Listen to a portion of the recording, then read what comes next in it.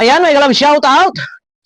Muli nagbabalik po ang inyong lingkod. Isang magandang araw po sa ating lahat. At syempre, ayun na. Ako ay sumasabay lang sa mga mainit na pinag-uusapan dito sa loob. At sa labas ng Kalingap ay hindi. Meron ba? Meron ba sa labas ng Kalingap? Meron, mga nakikisawsaw, mga tagalabas ng Kalingap nakikisawsaw. So, ayun na, online solicitation. Ay hindi na mapigilan dahil sa di umano kuno ay sinampan daw sila ng kaso. Pero ano ang assurance sila na talaga sila ay may kaso? Para maglikom. Sila ba ay meron ng case number? Meron na ba sila sa pena para maglikom? Na di umano ay para panggastos, pangkuha di umano ng abogado, pang pamasahe, o ano pa man yan. At meron na nga, pagkakaalam ko, yung isa ay may sasagot daw ng abogado para sa kanya. Pero hindi mo na yan. Mamaya, itatapik natin panghulihan. Pero ito na, dito tayo kay Kuya Bal. Ay pinangalanan na ako bilang reactor. Ako lang ho ay nag-reaction. Hindi ako nagpapalaganap ng mga fake news. Ako ay sumasabay lang sa mga mainit na pinag-uusapan as content creator, reactor. So nag-reaction ko, ano yung mainit na pinag-uusapan, yun lang yung sinusundan. So hindi ho nanggagaling sa akin mismo talaga ang mga pahayag. Kaya nga, nag-reaction. So nire-reactionan ko ano yung mga kaganapan, ano yung mga update. So ito na. At kanina ay live si Kuya Bal. Ayan, pag ako walang hawak na mic, nasanay kasi ako may hawak na mic, ang likod ng aking kamay. Naka-live si Kuya Bal kanina ay may nabanggit na, may pinangalanan na ilang individual. Sabi ko nga kung ano lang ang aking mga naririnig, ginagamitan ko ho yan na resibo bilang ebidensya ng hindi masabing ako'y gawa-gawang kwento. May pinangalanan na si Kuya Bal kung sino ang mga kakasuhan at magkakaso sa Surigao. Surigao ba nabanggit dito? May paririnig muna ako. Yan. Hindi na mapigilan na paglilikom. Masama po ba? Bawal po ba?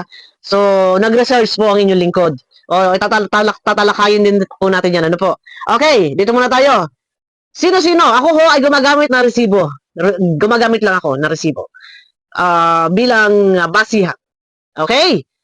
Ngayon, may kausap si Kuya Bal dito. So, puntahan po natin ang live ni Kuya Bal. Bilang, siyempre, ako na dyan nag-reaction at ay ilang taon na rin na nagmamalasakit sa Kalingap, ay hindi naman pwedeng hindi ko ipopromote. Bilang ako ay isang reactor na nag-reaction at sumusuporta sa kanila. Okay, ito na. Hindi po marunong lumaban kahit wasa aming kanilang dandan. Hoy! Good morning! Kasi, saan ka?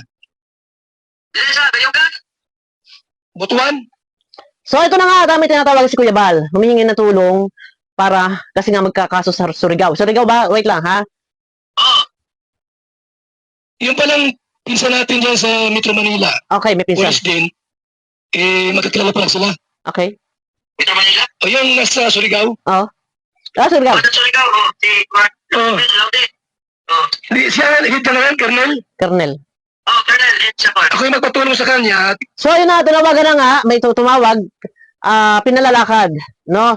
Nagpapatulong si Kuya Bal para, kasi balak, plano na magsampa ng kaso sa Surigao. Surigao, Davao. Ano ba yun? Magkaiba pa ba yun? Hindi ko alam kasi province eh. So, ibig sabihin, nagsampa na kaso sa Daet, magsasampa na kaso sa Davao, magsasampa pa ng kaso sa Surigao. So, Surigao, Davao, di ba magkaiba yan? So, ibig sabihin, tatlong lugar ang sasampahan. Sa kay Kuya Bal, ito. So, kay Kalingap Rab ba meron? Meron pa rin? Saan yung kay Kalingap Rab? So, sa Daet. So, yung kay Kuya Bal. Itong 4 na kaso na sampa sa Surigao. 4? Sino ito? Sino nakapanood po ng live? So, ilan na ba ang views ni Kuya Bal? 24,000? 5 hours ago? 4? Ang sasampahan. Ako ho, sabi ko nga, bilang reactor, hindi ako nagpapalaganap ng pananakot. Kasi bawal yon. Hindi ako nananakot. Ako ho ay nag-reaction lang.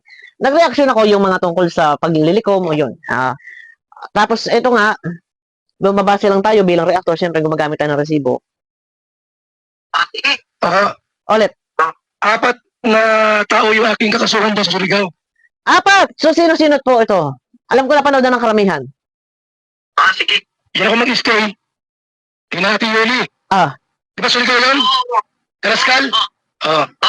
Yan ako mag-stay. Hanggang tinabas yung sampay na. Love liter. Okay.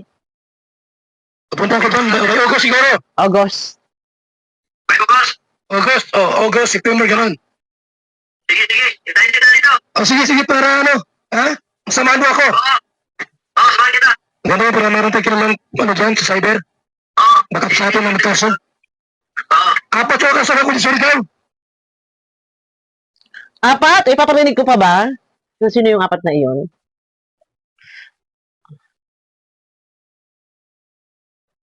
Binanggit na po ang pangalan dito. Marami pala na. Apat yung pamilyang Batawiro.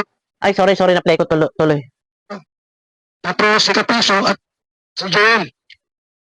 Isang babae pa. Ayun, masakit man, marinig. Pero, ayun na nga, at napangalanan, ako naman ay nag-reaction lang ho. At wala naman ho akong kinalaman dito sa pagkakaso nito. At yan naman ho ay kay Kuya Bal. Ganun pa man, tuloy-tuloy na ba? O may masmasan pa si Kuya? May atras pa ba? Or makukuha pa ba sa pasensyahan?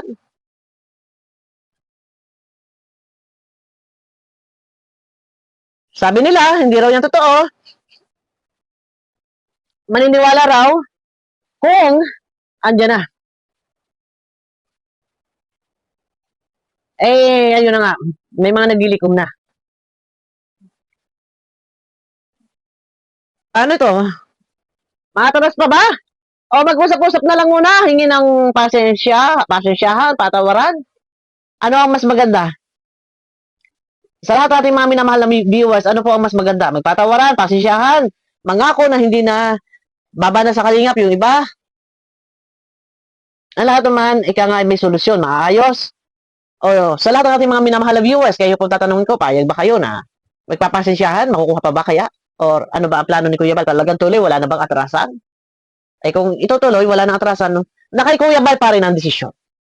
Siya pa rin na magdidesisyon. Ano po? Ako, bilang reactor, ako ay nag-reaction lamang. At, ayun na. Nakakalungkot man isipin. At kung ito man ay totoo talaga na magkakaso pa, may kaso sa Davao, kaso sa Surigao, o ay iba pa yung sa DAET, para kay Kalinga Foundation, abay, malaking abala ho ito. Hindi lang ho ang sinampahan ng kaso ang maabala, pati ang abogado talagang malakas ho ang kain ng oras nito sa abogado. So, kung sa province medyo malaki, ito ha, base lang, stop ko na muna to. Kung sa province ho yan, talaga may sasampan ng kaso. Kung ang abogado manggagaling dito, and then aattend doon, ilang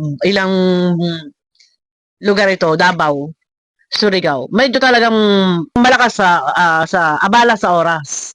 Ano? Papayag ba ang abogado sa per hearing, at halimbawa Davao, manggagaling dito sa Manila, magkano? Ilang days yun? O ay kung private attorney pa. Pero sa bagay, ito, ako ay nag-reaction lang. Ako ay nakikimali-mali lang sa mga usaping ito. Okay. Ang akin naman dito, ay may pahayag si Ate Malo na sagot na raw niya ang abogado. Teka muna. Hindi ko alam kung sino kanyang aanuhan ng abogado rito. Wait lang. Sa abogado ay sagot na raw ni Ate Malo. Gano'n pa man ay ayun na, dito makikita nagtutulong-tulungan at naglalabasan ang mga pagkakawang gawa, nag-aambagan. So marapat ba na mag-ambagan? Agad-agad. Kaya ay pinagsama ang Teka muna ha. Teka, wait. So ito na. Sabi ko nga pagdating sa kagipitan, dito lumalabas lahat na makikita mo kung sino yung talagang nandiyan na handa tumulong sa iyo. So ako nag-reaction lang. Sabi ko nga, nandito na tayo kay Boss Marzano. Boss Marzano, pahiram dahil nandito ang video clip ni Ate Malo, okay? pwede magsalita kasi hindi pa naman nasisimula kung sino. Yun po yung nakikita natin na mali na sinasabi nila. Ah. Kaya tayo po nandito para magsuporta. So nandiyan sa Ate Malo para magsuporta. Saan siya support? So, yun nga, may nabagay siya dito na sagot na niya yung abogado. Pag-abot po, marami na nagpaabot sa mga panggasolina or whatever, kita piso. Kay Kapeso. So, marami na nagpaabot ng panggasolina, pang chewing gum, pang kape. pambimpo, pamunas, napawis. Tapos, sa'yo, Kami naman po, Oh, pang-abogado. matibay. ayun. So, hindi na kailangan na maglikom ng matagal si Kapeso kung sa panggastos na lang, pang kape, pang gasolina. So, enough na siguro yung nalikom niya. Dahil kung sinasabi para sa pagkuha ng abogado, so meron na sumagot sa abogado. Wow, yan, nandiyan sa Ate Malo. Sagot na raw na Ate Malo yung abogado para kay Kapeso. So, ayun na. Medyo talagang hindi pa natatapos ang mga ka-isyuhan at sa tingin ko ay parang medyo nagbabalik umpisa kasi yung sa post ni Nanay Hansel. Ganun pa man ay may naglilikom na marapat ba na maglikom? Ang sinasabi po dito ay tayo nag-research sa Google, wala daw masama maglikom kung ito ay iyong tawag ito.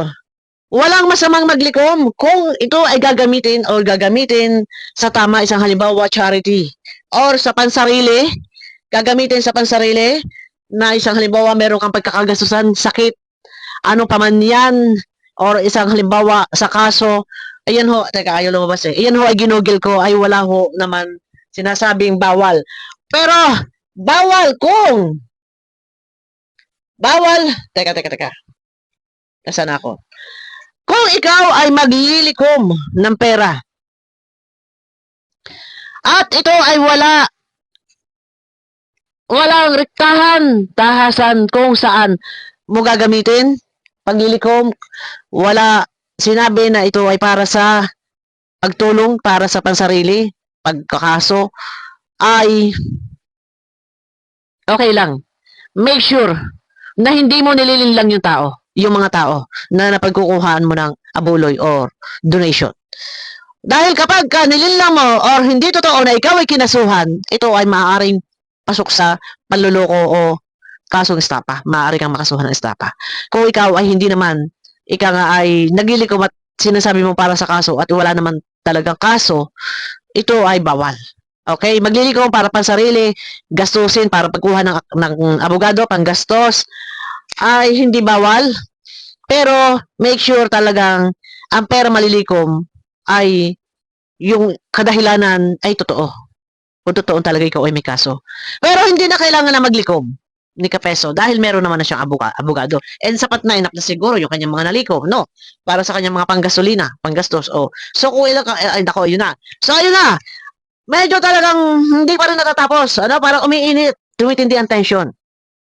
Dahil ito po yung tagpo na talagang legal action, legal process na ang nangyayari.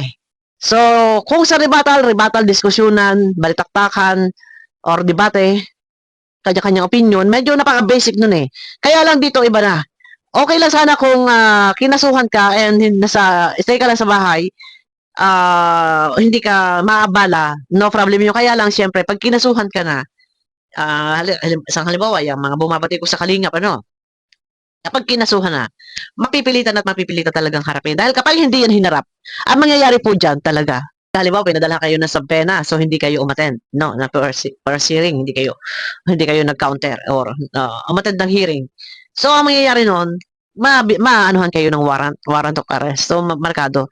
So, ayun na, yung abala. So, ganun pa man, ay talagang, ito na, tumitindi ang tension, guys. Umiinit at may mga napangalanan na nga po. So, ako naman, na-play ko, na-parinig ko, bilang basihan, naging reaksyon, na dyan, sapat na resibo, na ayun na nga.